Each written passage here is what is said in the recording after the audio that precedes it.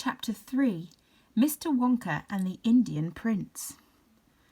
Prince Pondicherry wrote a letter to Mr. Willy Wonka, said Grandpa Joe, and asked him to come all the way out to India and build him a colossal palace entirely out of chocolate.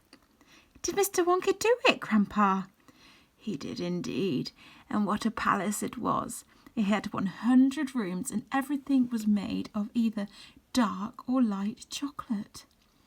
The bricks were chocolate, and the cement holding them together was chocolate, and the windows were chocolate, and all of the walls and ceilings were made of chocolate. So were the carpets, and the pictures, and the furniture, and the beds, and when you turn on the taps in the bathroom, hot chocolate came pouring out. When it was all finished, Mr. Wonka said to Prince Pondicherry, "I warn you, though, it won't last very long, so you'd better start eating it right away." "Nonsense!" shouted the prince. "I'm not going to eat my palace. I'm not even going to nibble the staircase or lick the walls. I'm going to live in it." But Mr. Wonka was right, of course, because soon after this there came a very hot day with boiling sun, and the whole palace began to melt, and then it sank slowly to the ground, and the crazy prince, who was dozing in the living room at the time, woke up to find himself swimming around in a huge brown sticky lake of chocolate. Little Charlie sat very still on the edge of the bed, staring at his grandfather. Charlie's face was bright and his eyes were stretched so wide you could see the whites all around. "Is all this really true?" he asked. "Or are you pulling my leg?" "It's true," cried all four of the old people at once. "Of course it's true. Ask anyone you like." "And I'll tell you something else that's true," said Grandpa Joe. And now he leaned closer to Charlie and lowered his voice in a soft, secret whisper.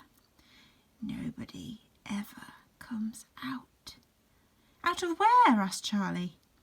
"And nobody ever goes in." "In where?" cried Charlie.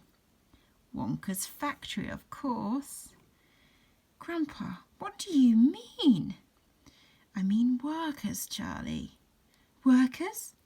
"All factories," said Grandpa Joe, "have workers streaming in and out of the gates in the morning and evening, except Wonka's. Have you ever seen a single person going into that place or coming out?" Little Charlie looked slowly around at each of the four old faces, one after the other, and they all looked back at him. They were friendly, smiling faces, but they were also quite serious. There was no sign of joking or leg pulling on any of them. "Well, have you?" asked Grandpa Joe. I really don't know, Grandpa," Charlie stammered. "Whenever I walk past the factory, the gates seem to be closed." "Exactly," said Grandpa Joe. "But there must be people working there." "Not people, Charlie. Not ordinary people, anyway." "Then who?" cried Charlie.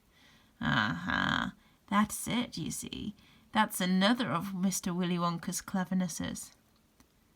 "Charlie, dear," Mrs. Bucket called out from where she was standing by the door. "It's time for bed. That's enough for tonight." "But, Mother, I must hear." "Tomorrow, my darling." "That's right," said Grandpa Joe. "I'll tell you the rest of it tomorrow evening."